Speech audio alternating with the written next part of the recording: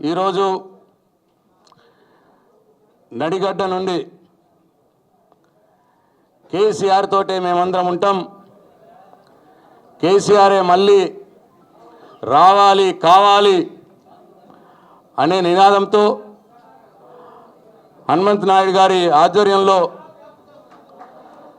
మీరందరూ కూడా టీఆర్ఎస్ పార్టీలో చేరడానికి వచ్చినటువంటి కార్యక్రమానికి ముఖ్య అతిథిగా హాజరైనటువంటి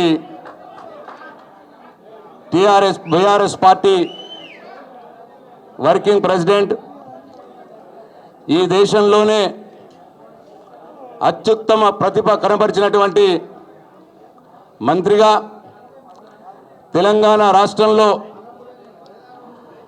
అటు మున్సిపాలిటీలు పరిశ్రమలు తెచ్చి ఇటు ఐటీ రంగాన్ని అభివృద్ధి చేసి ఎంతోమంది యువకులకు ఉద్యోగ అవకాశాలు కల్పించినటువంటి మన నాయకుడు శ్రీ కేటీఆర్ గారికి,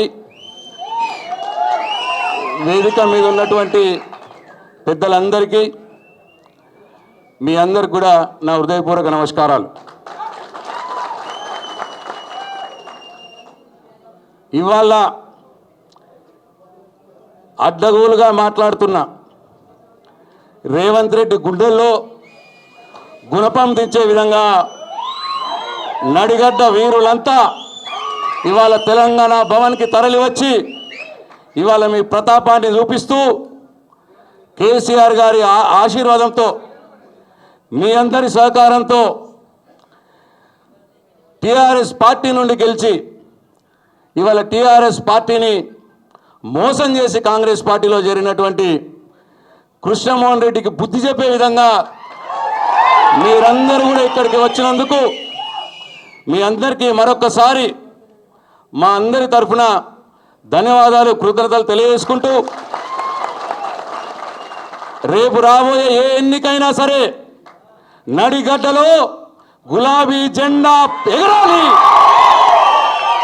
ఎవడు అడ్డం వచ్చినా సరే అడ్డంగా నరిగేసి గులాబీ జెండాని ఎగరేయాలని చెప్పి మీ అందరికీ నేను మనవి చేసుకుంటూ ఈ అవకాశం నాకు ఇచ్చిన మీ అందరికీ పేరు పేరున నా ధన్యవాదాలు తెలియజేసుకుంటూ సెలవు తీసుకుంటున్నా. జై తెలంగాణ. తప్పకుండా అన్న, మీరు చెప్పిన దానికి ఆల్రెడీ నడిగడ్డ సిద్ధమై ఉంది, గద్వాల్ సిద్ధమై ఉంది. అట్లనే మా సోదరి మా చెల్లెలు మాజీ జెడ్పీటీసీ బాసు శ్యామల గారు వేదికపైకి రావాలి. మా చెల్లెలు ఆమె కష్టపడి ప్రజల మధ్య బాసు శ్యామల గారు వేదిక రామ తల్లి. ఇప్పుడు